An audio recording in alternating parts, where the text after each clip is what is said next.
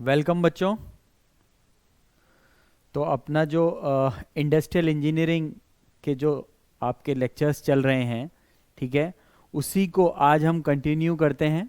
ठीक, तो कल मैंने बेटा आपको बताया था कि मैं जो है कंट्रोल चार्ट, जो भी मैंने आपको चीज़ें उसमें बताई हैं, ठीक है, जो आपके क्या कहते हैं, जो चार्ट थे, एक्स बार चार्ट था, आर चार्ट था, उसके बारे में मैंने आपको पूरी डिटेल दे दी थी। ठीक है, लेकिन एक एग्जाम्पल के साथ बेटा इसको समझते हैं कि किस तरीके से ये कंट्रोल चार्ट बेटा ड्रॉ होता है। ठीक है, तो उसको समझते हैं एग्जाम्पल से, अच्छे से उसको समझेंगे। पहले आप ये टेबल देख लीजिए, एक एग्जाम्पल है। ठीक है, ये देखिए आपकी स्क्रीन पे आपको ये दिखाई दे रही होगी बेटा। ठीक है, आपकी स्क्रीन पे ये एग्जाम्पल आपको दिखाई दे रहा होगा, ये देखिए आप। ठीक है, तो इसमें बेटा ये सैंपल्स हैं, ये जो सैंपल लिखा हुआ है, पहला जो कॉलम है उसमें आपके सैंपल लिखे हुए हैं, और ये सैंपल साइज है। मतलब सैंपल साइज का मतलब समझ लीजिए कि जो पहले तो हमने एक सैंपल हो गया, वो उस सैंपल साइज, उस सैंपल का साइज कितना है, मतलब आपने नंबर ऑफ ऑब्जर्वेशन कितने लिए हैं। ठीक है, तो वो सैंपल साइज जो है आपका पांच है या 5 है आपका। ठीक है, तो वो हमने जो सैंपल साइज लिया है वो लिया है बेटा 5। ठीक है, समझ में आया आपको। ठीक है, तो ये 5 हमने अपना सैंपल साइज ले लिया यहां पे। ठीक है, फिर उसके बाद ये है आपका एक्स बार। ठीक, एक्स बार क्या हुआ, जो 5 हमने, इधर देखो बेटा, ये देखिए, जो 5 हमने ऑब्जर्वेशन लिए, 1 2 3 4 5, ठीक है, इसमें कुछ वैल्यू आई होगी। ठीक है, इसमें कुछ वैल्यू आई होगी, इसमें कुछ वैल्यू आई होगी, इसमें कुछ वैल्यू आई होगी। इसका हमने एक एवरेज ले लिया। ठीक है, इसका हमने एक एवरेज ले लिया। ठीक है, इसका हमने एक एवरेज ले लिया। ठीक, तो वो कहलाएगा मेरा एक्स बार। ठीक है, वो कहलाएगा बेटा मेरा एक्स बार। इसका जो नंबर ऑफ ऑब्जर्वेशन है, इसको लिख सकते हैं हम नंबर ऑफ, आई थिंक आपको दिख रहा होगा ये। ठीक है, नंबर ऑफ ऑब्जर्वेशन। ठीक है, तो ये नंबर ऑफ ऑब्जर्वेशन होंगे, उसका जो है हमने क्या ले लिया, एक्स बार, उसका हमने बेटा एवरेज ले लिया। ठीक है, तो वो जो एवरेज आया है आपका, ठीक है, वो होगा आपका एक्स बार। ठीक है, ऐसे ही करके ये पूरा सैंपल साइज है, और ये पूरा जो होगा आपका एक सैंपल हो जाएगा, ये होगा आपका एक सैंपल। ठीक है, ये पूरा आपका हो जाएगा बेटा एक सैंपल। ठीक, तो समझ में आ गया आपको ये चीज। ठीक है, ये पूरा आपका एक सैंपल हो जाएगा। शायद आपको ये दिखाई ना दे, इसको मैं हटा देता हूं ताकि आपको क्लियर हो जाए। ठीक, ये देखिए बिल्कुल क्लियर है ये चीज। ठीक ठीक, नंबर ऑफ ऑब्जर्वेशन है, ये पूरा एक सैंपल है, उस सैंपल का size, this is called sample size. ठीक है, ये जो इसको कहेंगे हम सैंपल साइज, इसको सैंपल साइज बोलेंगे। ठीक, इसका हमने बेटा एवरेज ले लिया यहां पे। ठीक, इसका हमने एवरेज ले लिया। ठीक, तो ये समझ में आ गया आपको। चलिए अब देखते हैं कि आगे क्या क्या गिवन है। पहले मैं इसको रब कर देता हूं। ठीक, फिर उसके बाद हम देखते हैं आगे इसमें हमें क्या क्या चीज गिवन है। ठीक है बेटा, चलिए अब देखते हैं इसमें आगे हमें क्या गिवन है। ठीक, आर क्या है आपका बेटा, रेंज गिवन है। ठीक, आपके जो भी ऑब्जर्वेशन थे, आपने जो भी ऑब्जर्वेशन किया, जैसे कि 1 2 3 4 5, ठीक है, आपने जो भी ऑब्जर्वेशन किए उसमें जो मैक्सिमम वैल्यू होगी, ठीक है, और एक आपकी मिनिमम वैल्यू होगी, कहीं भी हो सकती है, यहां होना जरूरी नहीं है, यहां पे भी आ सकती है। ठीक है, तो इस ऑब्जर्वेशन में आपकी जो मैक्सिमम माइनस मिनिमम वैल्यू, ठीक है, तो आर क्या होगी आपकी, आर रेंज क्या होगी बेटा आपकी, रेंज इधर लिखता हूं, रेंज क्या होगी आपकी, रेंज होगी आपकी आर, ये होगी आपकी मैक्सिमम वैल्यू, ठीक है, माइनस मिनिमम वैल्यू। ठीक है, क्या होगी, maximum value minus minimum value. ठीक है, एक बार इसको देख लो आप। ठीक है, अच्छे से आपको समझ आ रहा होगा। ठीक है, maximum range is equal to क्या हो जाएगी बेटा, maximum value minus minimum value. ठीक है, ठीक, maximum value minus minimum value, this is, यहां पे आपको आर भी लिख सकते हो इसको, ठीक है, this is represented as R, ठीक है, ठीक है बेटा। चलिए, तो ये आर की वैल्यू है, ठीक, ये सब ऑब्जर्वेशन के बाद कोई भी चीज हमने ऑब्जर्व करी, कोई भी लेंथ समझ लो, कुछ भी समझ लो इसको, ठीक है, तो वो हमने इसमें ये डेटा ऑब्जर्व किया, ठीक, ठीक है। अब पूरा बेटा ये टेबल अच्छे से समझनी है आपको, अगर आप इसको अच्छे से नहीं समझेंगे तो आपको जो चार्ट जो है क्लियर नहीं होंगे ठीक से, ठीक है बेटा। चलिए, तो ये आपका आर हो गया, एक्स बार हो गया, ठीक है, ये आपने निकाल लिया ये सारी वैल्यू। अब जैसे पहले सैंपल के लिए, ठीक है, पहले सैंपल के लिए वैल्यू क्या है 7 है, फिर दूसरे सैंपल के लिए 7.5 है, ठीक है, ऐसे ही आपका रेंज भी है, ठीक है, पहले सैंपल के लिए 2 है, दूसरे सैंपल के लिए आपका 3 है, ठीक, ऐसे ही सबका हमने सारी जो जितने 10 हमने नंबर ऑफ सैंपल्स लिए हैं, टोटल नंबर ऑफ सैंपल हमने कितने लिए हैं बेटा 10 सैंपल्स लिए हैं, इन 10 को हमने लिख लिया, ठीक है। ये पूरा काम हो रहा है, जब हम क्वालिटी कंट्रोल करते हैं ये सारा काम हम करते हैं, ठीक, ये हमें मिल गया, ठीक है, ये डेटा अब हमें मिल गया। अब हम क्या निकालेंगे बेटा x double bar, X double बार, ठीक है, ये एवरेज लिख रखा है मैंने, ठीक है, इसको हम बोलेंगे, ये आप लिख लेना जब भी आप इसको पढ़ रहे हो, ठीक है, अगर आप इसको पढ़ रहे हो तो आप इसको लिखेंगे, ठीक है, ठीक है, ताकि क्योंकि एवरेज से क्लियर नहीं होगा, आपको लिखना है, ये आपका होगा X double bar, X double bar is equal to आपका क्या आया 7.6, 7.6, ठीक, एवरेज आर का एवरेज, जो रेंज का आपका एवरेज है बेटा that is called R bar, ठीक है, आर बार, आर बार कितना है आपका 2.6, ठीक है, ठीक है, तो अब आपको ये समझ में आ गया, ठीक, एक्स डबल बार निकाल लिया, इसमें पूरी टेबल आपको क्लियर हो गई होगी बेटा, अब कोई भी कंफ्यूजन आपको बेटा नहीं रहेगा, ठीक है, ये हो गया अब हमारा, ठीक। चलिए, अब इसके बाद हम क्या करेंगे, ठीक, इसके बाद हम बेटा इसको प्लॉट करेंगे, ठीक है, कैसे प्लॉट करेंगे, पहले इसको ना देख के हम क्या करेंगे बेटा, हम जो अपनी जो UCL और LCL है उसको कैलकुलेट करेंगे, ठीक है, क्या करेंगे, अभी इसको मैं बंद कर देता हूं, ठीक है, इसको मैं हटा देता हूं, ठीक, इससे पहले हम UCL और LCL किस तरीके से कैलकुलेट होते हैं वो हम देखेंगे, ठीक है। चलो अभी इसको हम हटा देते हैं, ठीक है, ठीक, अभी हम कैलकुलेट करेंगे UCL, इसको चाहे तो यहां पे लिखा रहने दे सकते हो, ठीक है, ठीक है, इसको लिखा रहने दे सकते हो चाहे तो, ठीक। तो अब UCL मैंने क्या बताया था बेटा आपको, UCL क्या बताया था मैंने, UCL एक्स बार में क्या बताया था मैंने, एक्स डबल बार, ठीक है, एक्स डबल बार प्लस 3 सिग्मा, ऐसे करके बताया था, ठीक है।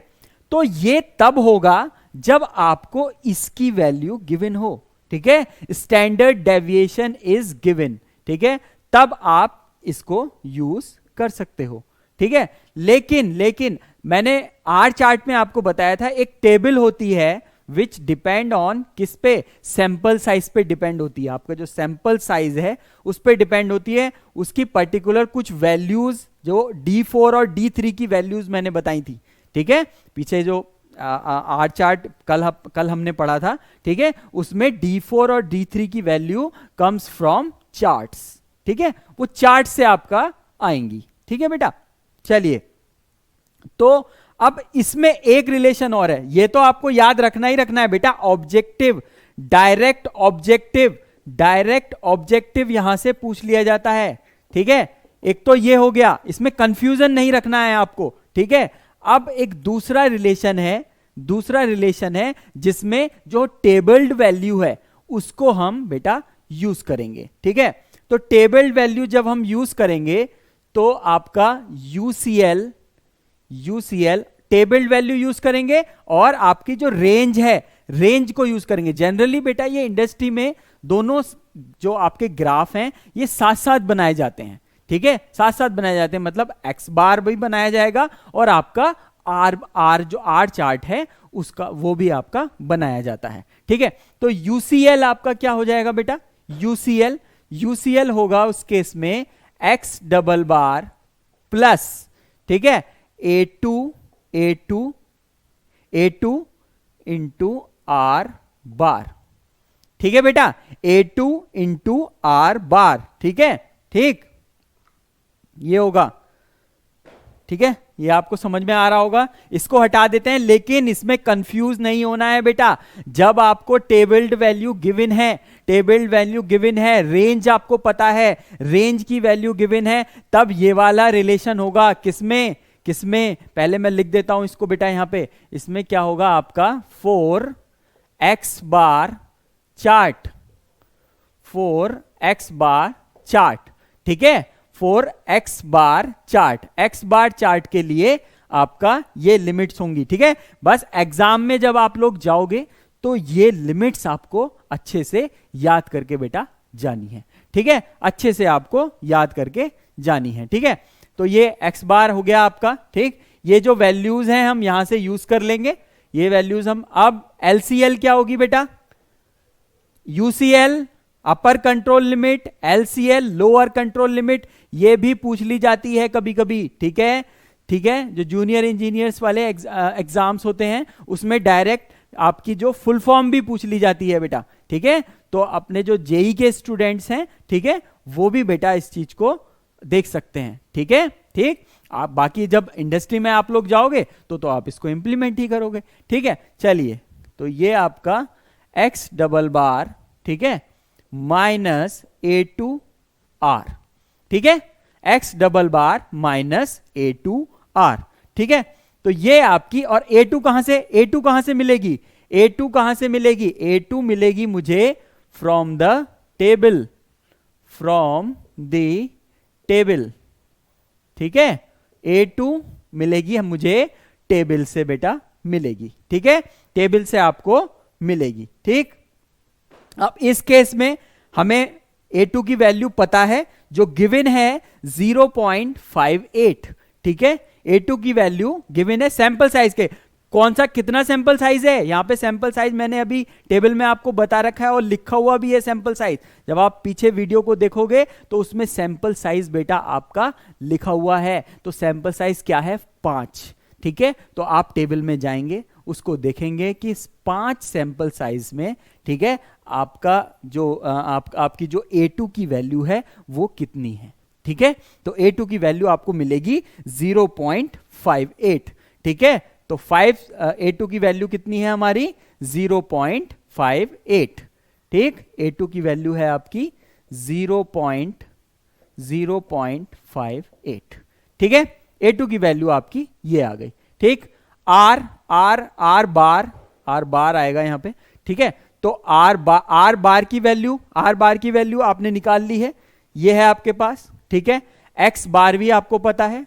ठीक है, X बार भी आपको पता है। ठीक, वो sorry X double bar, not X बार। ठीक है बेटा, तो X डबल बार भी आपको पता है, R बार भी पता है, ये भी पता है। तो क्यों हम UCL और LCL बड़े आराम से बेटा निकाल सकते हैं। ठीक है, तो ये बेटा आप इसको कैलकुलेट करोगे, मैंने इसको कैलकुलेट कर रखा है। ठीक है, तो आपका जो UCL आएगा, ठीक है, आप आराम से इसको कैलकुलेट कर लेना। ठीक है, एग्जाम में तो हालांकि ये नहीं आएगा।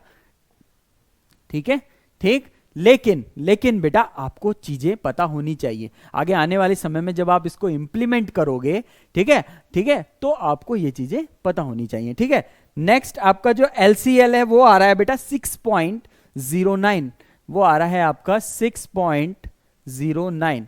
ठीक, ये आपका UCL और LCL बेटा आ गया। ठीक है, ठीक, X डबल बार भी आपको पता है, जो इसका मीन है। ठीक है, वो भी आपको पता है 7.6 है। अपर लिमिट इसकी है 9.108 और लोअर लिमिट है बेटा आपकी 6.09। ठीक है, अब हमें देखना है चार्ट में जो हमारी जो वैल्यूज हैं। अब हमने जो 10 सैंपल वो ले रखे हैं, अब उन वैल्यूज को हम देखेंगे कि वो, अब हमने ये बार सेट कर दिए हैं। ठीक है, इसके अंदर रहना है। ये जो लिमिट्स हैं, ये जो लिमिट्स हैं बेटा, ये आपके जो आपका जो प्रोसेस है, ठीक है, जिससे भी आप कोई वैल्यू फाइंड आउट कर रहे हो, वो इसके अंदर ही अंदर रहना चाहिए, ठीक है। अदरवाइज अंदर अंदर नहीं रहेगा तो that process will be out of control, ठीक है। क्या होगा बेटा? That process will be out of control. ठीक, समझ में आ गई ये बात? ठीक है, आई होप आपको पूरी तरीके से इस वक्त ये चीज क्लियर हो गई होगी, ठीक है। चलिए अब मैं आपको इसका चार्ट दिखाता हूं कि वो किस तरीके से आएगा, ठीक है। इसको मैं पहले रब कर देता हूं, फिर आपको अच्छे से वो चार्ट बेटा दिखाई देगा। चलिए, अच्छे से समझना है बेटा इसको, ठीक है। अच्छे से समझ लोगे एक बार, फिर उसके बाद बस आपको लास्ट टाइम पे उसको बस थोड़ा सा रिकॉल करके जाना है और आराम से आप उसको कर सकते हैं, ठीक है। चलिए, ठीक, ये देखिए बेटा, ये है आपका एक्स बार चार्ट, ठीक है, आपको दिखाई दे रहा होगा ये, ठीक। अब देखिए कंट्रोल लिमिट्स जो रेड लाइंस हैं वो आपकी कंट्रोल लिमिट्स हैं, अभी हमने निकाली हैं, ठीक है। 9.108 है, ये 18 लिखा गया है, 108 है, ठीक है बेटा, इसको ध्यान रखना, 108 है, इट इज नॉट 9.18, ठीक है, 9.108 है। चलो कोई नहीं, वो आप देख लेना, ठीक है, जब भी इसको आप देखोगे तो आप इसका ध्यान रखना, ठीक है। मीन वैल्यू अभी मैंने निकाली थी, ठीक है, एक्स डबल बार की वैल्यू निकाली थी, वो कितनी है देखो, दिखाई दे रही होगी आपको, 7.6 आपको दिखाई दे रही है, LCL भी दिखाई दे रही है। अब ये जो पॉइंट्स हैं, जब हमने ये सैंपल सारे उसको ड्रॉ करा, ठीक है, उनकी वैल्यूज को ड्रॉ करा, तो हमने देखा कि कुछ जो वैल्यूज हैं जो अपर कंट्रोल लिमिट से ऊपर जा रही हैं, ठीक है, कुछ जो वैल्यूज हैं वो अपर कंट्रोल लिमिट से ऊपर जा रही हैं। तो दैट मीन्स क्या है कि अगर अपर कंट्रोल लिमिट से ऊपर जा रही हैं तो आपका प्रोसेस आउट ऑफ कंट्रोल है, और मोरओवर और क्या हो रहा है, लोअर भी जा रही हैं, ठीक है, तो दैट मीन्स प्रोसेस में कुछ फॉल्ट है। देखो कितना इजी है, मतलब करते हम भी वही चीजें हैं बट एक सिस्टमैटिक वे है। देखो ये सब चीजें सिस्टमैटिकली की जाती हैं, ठीक है, ये क्वालिटी कंट्रोल जो हमारा क्वालिटी डिपार्टमेंट होता है वो इन चीजों को ऑब्जर्व करता है, उसमें जो इंजीनियर्स आते हैं वो इसी काम को बेटा करते हैं, ठीक है। तो आपको समझ में आ गई ये चीज, ठीक है, सिंपल, आपको क्लियर हो गया होगा, सारी चीजें मैंने आपको बता दी, एग्जाम्पल के साथ हर चीज मैंने आपको बेटा इसमें कैलकुलेट करके बता दी, अब कोई भी कंफ्यूजन इसमें आपको बेटा नहीं रहेगा, ठीक है। चलिए अब देखते हैं हम आर चार्ट, ठीक है, ये है हमारा आर चार्ट, ठीक है। अब इसमें क्या है, आर चार्ट की कल मैंने आपको लिमिट्स बताई थी, ठीक है, आर चार्ट की मैंने लिमिट्स बताई थी आपको, UCL क्या था, D4 इंटू आर बार, ये था, ठीक है, और LCL क्या था, D3 इंटू आर बार था, ठीक है, आर बार था, ठीक है। अब सैंपल साइज 5 के लिए टेबल में देखेंगे, ठीक है, फ्रॉम टेबल,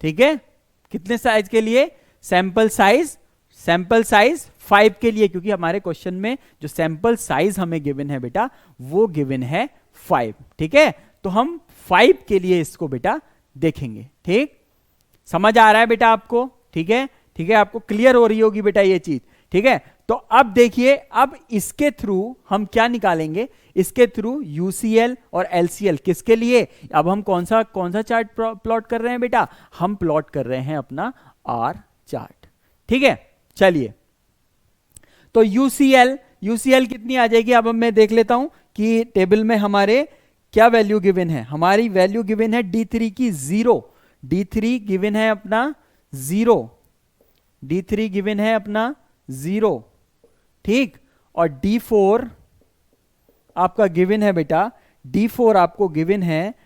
2.11, और आर बार भी मुझे पता है, आर बार कितना है बेटा, 2.6, ठीक, तो ये UCL और LCL आ जाएंगी, ठीक है, ठीक, तो LCL तो बेटा 0 हो जाएगी, LCl 0 हो जाएगी और UCl क्या होगी, आपको दिख रहा होगा, वैसे तो दिख रहा है, ठीक है, ठीक, चलिए चलिए, दिख रहा है वो सारा ना, ठीक है, चलो कोई बात नहीं, ठीक है, तो आपका ये 0 हो जाएगी बेटा, ठीक है, ये आपकी 0 हो जाएगी। चलिए 2 मिनट के लिए इसको हटा देता हूं ताकि आपको कोई भी प्रॉब्लम ना हो, ठीक है, चलिए ये 0 हो जाएगी। अब UCl D4 कितना है आपका 2.11 इंटू 2.6, ये आपका आ रहा है बेटा कैलकुलेट करके, ये जो आ रहा है 5.48, ठीक है, ये आपका आ जाएगा बेटा 5.48।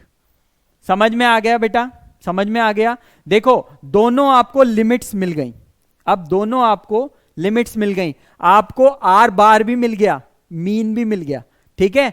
तो अब आपको ये देखना है, अब आपको ये देखना है कि कोई भी इसे क्रॉस तो नहीं कर रहा, ठीक है, कोई भी जो सैंपल है, हमने जो सैंपल लिए हैं वो उसको जो हमारी स्पेसिफाइड लिमिट्स हैं उसको क्रॉस तो नहीं कर रहा है, बस इतना ही देखना है हमें, ठीक है, क्रॉस नहीं करना चाहिए, ठीक है। चलिए तो ये आपका आपने देख लिया, ठीक है, ये दोनों आपके लिमिट्स आ गई, लिमिट पता चल गई, ठीक, और आर बार भी हमें पता चल गया, ठीक है। अब इसका आप ग्राफ देखोगे तब आपको बिल्कुल क्लियर हो जाएगा, ठीक है। चलिए चलिए अब देखिए आप इसको ले आते हैं, देखिए, ठीक है, अब देखिए ये सारी जितने भी पॉइंट्स हैं, देखो कंट्रोल लिमिट्स LCl दिखाई दे रही है आपको, UCl भी दिखाई दे रही है, ठीक, तो ये जितने भी पॉइंट्स हैं विद इन आपके लिमिट हैं, ठीक है। और ये जो 2.5 के ऊपर जो 2.6 वाली ये वैल्यू है, जो नीली वैल्यू आपको दिखाई दे रही होगी बेटा, ठीक है, ठीक, वो आपकी जो है वो आपकी है बेटा मीन लाइन, ठीक है, दैट इज आर बार, ठीक है, ठीक।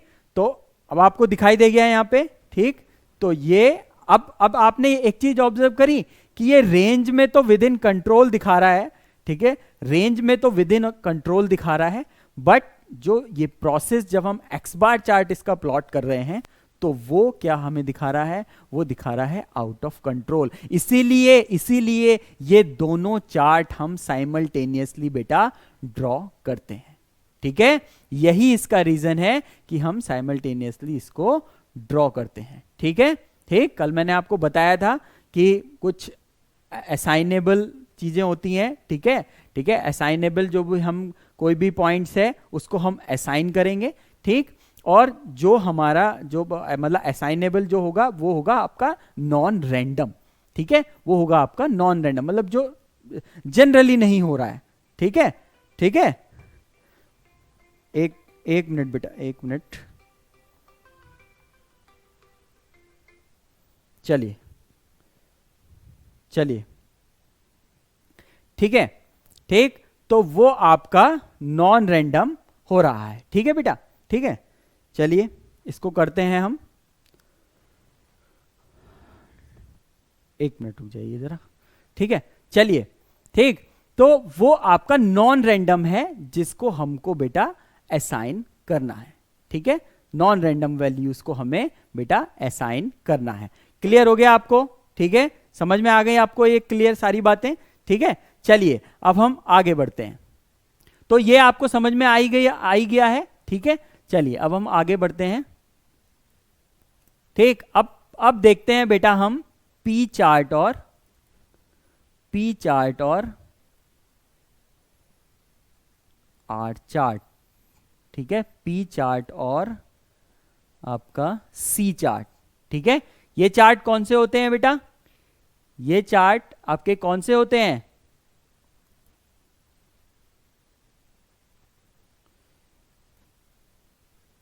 एक मिनट रुक जाइए जरा बस, ठीक है, ठीक, ये चार्ट आपके एट्रीब्यूट्स मतलब कैरेक्टरिस्टिक्स, ठीक, तो आपको इसको देख लेते हैं कि आपके ये पी चार्ट बेटा क्या है, ठीक है। This chart is known as the fraction defective chart of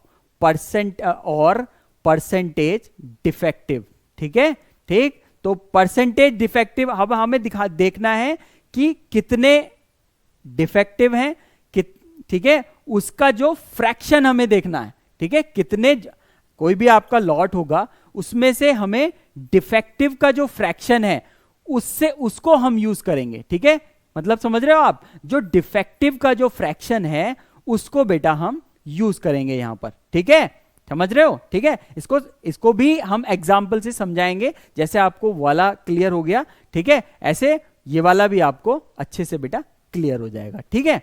चलिए तो each item is classified as non defective और डिफेक्टिव, ठीक है, तो सारे हम जब लॉट लेंगे अपना तो डिफेक्टिव और नॉन डिफेक्टिव को हम देख लेंगे, ठीक है, उसको क्लासिफाई कर देंगे और फिर उसके बाद डिफेक्टिव की हम जो है फ्रैक्शन या फिर उसकी डिफेक्टिव परसेंटेज हम बेटा कैलकुलेट कर लेंगे, ठीक है, ये 2 लाइन का मतलब आपको क्लियर हो गया, ठीक है। This chart is used to control general quality of the parts and it checks the fluctuation in product quality, ठीक है, तो ये तो आपको समझ में आ ही रहा होगा, ठीक है, तो जो भी प्रोडक्ट की जो क्वालिटी है उसमें जो फ्लक्चुएशन है, ठीक है, उसको ये बेटा ऑब्जर्व करता है, ठीक है, तो ये आपको समझ में आ गया अच्छे से, ठीक है। अब देखिए आप, P chart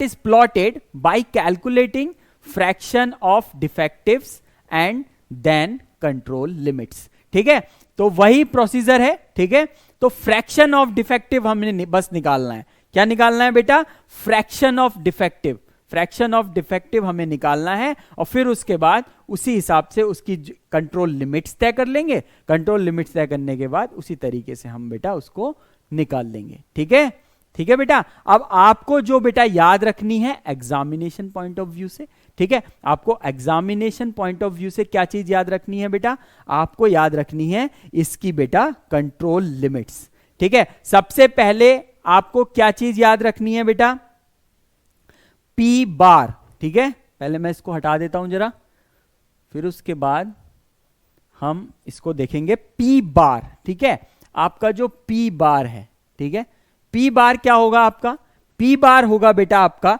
total number of defective parts, total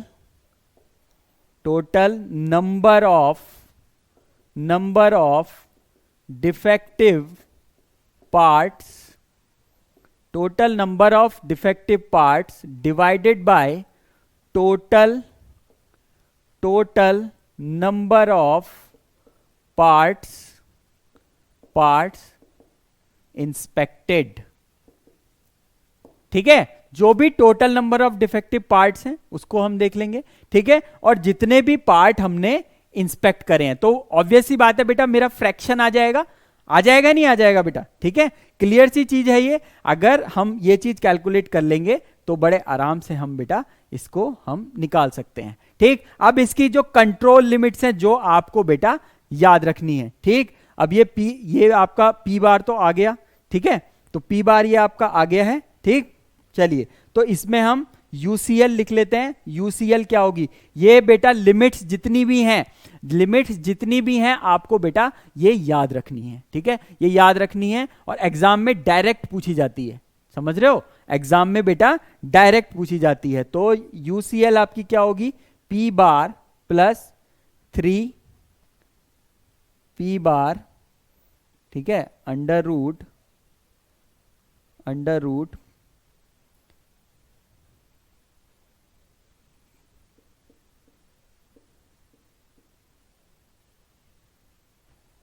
P bar upon N, ठीक है, P bar minus P bar upon N, पूरे का अंडर रूट होगा बेटा ये, ठीक है, ये होगा आपका पूरे का अंडर रूट, ठीक है, ये होगा और हाँ ये पूरे का अंडर रूट होगा, ठीक है, इसको थोड़ा सा ठीक कर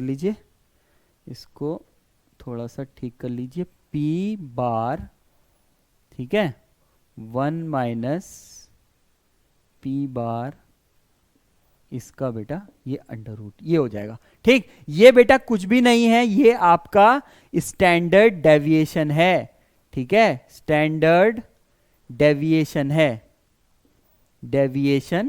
है, क्या है ये आपका बेटा स्टैंडर्ड डेविएशन है, ठीक है, ये आपका स्टैंडर्ड डेविएशन है, ठीक है, ठीक, और कुछ भी नहीं है, ठीक। और आपका LCL क्या हो जाएगा बेटा, LCL क्या हो जाएगा, P bar plus, sorry minus होगा इसमें, -3, यही वैल्यू P बार 1 minus P bar upon n, ठीक, ठीक है बेटा, समझ में आ गया आपको, ठीक है। अब आपको चीजें क्लियर हो गई होंगी बेटा, शायद आपको दिख रहा है ये, ठीक है, वेरी गुड, दिख रहा है आपको, दिख रहा है, ठीक है, ठीक। तो ये आपको समझ में आ गया, बस बेटा आपको ये ही आपको याद करना है, ठीक। इससे इस पे बेस जो भी एग्जाम्पल है वो मैं आपको नेक्स्ट लेक्चर में कराऊंगा, ठीक है। तो उसके लिए आप टेंस मत होना, अभी इसकी जो भी थ्योरी है, जितनी चीजें हैं वो आपको अच्छे से समझ में आनी चाहिए, ठीक है। जैसे मैंने पिछले वाले का कराया है ऐसे इसका भी मैं कराऊंगा, ठीक है, ठीक है। अभी फिलहाल आप ये चीज ध्यान रखना और इस तरीके से हम बेटा इसको कैलकुलेट करेंगे, ठीक है। तो percentage fraction of defective part, ठीक है। तो ठीक है, समझ में आ गया ना आपको, ठीक। चलिए बस ये चीज इसमें याद रखनी है। अब हम नेक्स्ट चलते हैं बेटा, पहले मैं इसको रब कर देता हूं, ठीक है। चलिए चलिए अब हम चलते हैं बेटा अपने दूसरे चार्ट पर, एट्रीब्यूट्स में, ठीक है।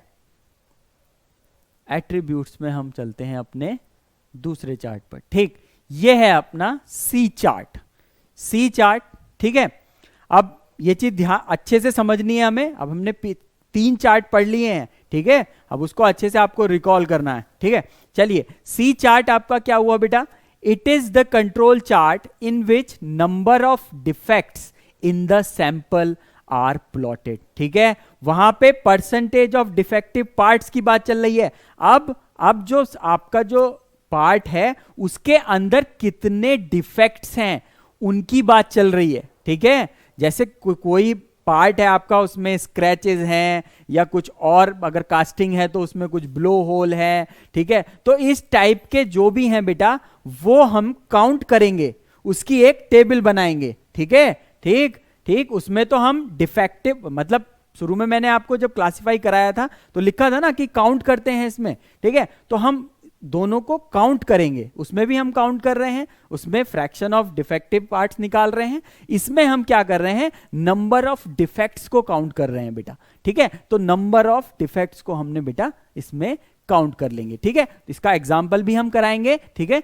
तो उसके लिए आप टेंशन मत लीजिए, ठीक। लेकिन आपको समझना है बेसिक डिफरेंस, क्योंकि आपके एग्जाम में मोस्ट प्रोबेबली आपका जो क्वेश्चन आएगा वो आएगा थ्योरेटिकल, ठीक है। या तो आपसे सीधी लिमिट्स पूछी जाएगी या फिर ये जो मैं आपको बता रहा हूं ये चीज पूछी जाएगी, ठीक है बेटा, ठीक है। चलिए it control number of defects observe पर सैंपल, ठीक है। ऑब्वियस सी बात है, जो नंबर ऑफ डिफेक्ट्स हैं वो जितने भी हो रहे हैं उसको हम इससे कंट्रोल कर सकते हैं, क्योंकि जब हम उसको ऑब्जर्व करेंगे तो ऑब्वियस सी बात है हम उसको कंट्रोल भी कर पाएंगे, ठीक है, ठीक है। P chart considers the number of defective parts in a given sample, whereas C chart takes into account the number of defects in each defective part, ठीक है। तो defective part में number of defects किसमें करते हैं हम, C chart में, ठीक है। और defective part को जब हम उसका fraction देखते हैं, ठीक है, तो वो हो जाता है हमारा बेटा P चार्ट, ठीक है। समझ में आ गया होगा बेटा आपको अच्छे से, ठीक है, ठीक। It is plotted in a same manner as P chart except that control limits are based on Poisson distribution, ठीक है बेटा। देखो शुरू में मैंने आपको बताया था जो आपका X बार चार्ट है वो आपका नॉर्मली डिस्ट्रीब्यूटेड रहता है, मैंने बताया था डेटा आपका नॉर्मली डिस्ट्रीब्यूटेड रहता है। इसमें क्या होता है आपका, देखो सी चार्ट में ये डायरेक्ट क्वेश्चन आ सकता है कि इसमें सी पॉइजन, मतलब पॉइजन डिस्ट्रीब्यूशन किस में होता है, तो आप सीधा टिक करोगे बेटा सी चार्ट में। सी चार्ट में नॉर्मल डिस्ट्रीब्यूशन अगर पूछा जाएगा तो सीधे आप टिक करोगे बेटा X बार चार्ट में, ठीक है बेटा, ठीक, समझ में आ गई आपको ये बात? ठीक है, तो ये चीजें, ये की पॉइंट थे इसके बेटा। ठीक ठीक, अब हमें इसकी पढ़नी है बेटा कंट्रोल लिमिट्स। ठीक है, तो अब इसकी कंट्रोल लिमिट्स हम पढ़ लेते हैं। ठीक, चलिए इसकी कंट्रोल लिमिट्स के बारे में देख लेते हैं। ठीक है, ठीक, तो आपका UCL, बस इसको याद रखना है बेटा आपको। ठीक है, C bar plus 3 under root C bar. ठीक है, और LCL आपका हो जाएगा बेटा C bar minus 3 C bar. ठीक है, चेक कर लेते हैं। ठीक है, यस, ठीक है, ठीक, ये आपका बेटा दो आपकी कंट्रोल लिमिट्स हो जाएंगी। ठीक है, ठीक, नंबर ऑफ डिफेक्ट्स मिल गए। ठीक है, नंबर ऑफ डिफेक्ट मिले, उसका एवरेज निकाल दिया, फिर उसके बाद UCL LCL निकाल दिया। ठीक है, एक मिनट, ये शायद आपको दिख नहीं रहा होगा, ये देख लीजिए। ठीक है, ठीक है, UCL is equal to C bar plus 3 under root C bar. ठीक है, और LCL आपका हो जाएगा C bar minus 3 under root C bar. ठीक है, तो ये आपकी लिमिट्स हो जाएंगी। ठीक, ये आपकी बेटा लिमिट्स हो जाएंगी। नंबर ऑफ डिफेक्ट्स आपको गिवन होंगे। ठीक है, कि कोई भी आपका प्रोसेस है कि नंबर ऑफ डिफेक्ट्स ये हैं, और फिर उसके बाद हम इसको कैलकुलेट कर लेंगे। इसका क्वेश्चन भी हम आगे लेंगे। ठीक है बेटा, ठीक, चलिए अब मोस्ट इंपॉर्टेंट स्लाइड है बेटा, हो सकता है आने वाले एग्जाम्स में इसमें से क्वेश्चन आए। ठीक है, चलिए आगे बढ़ते हैं हम।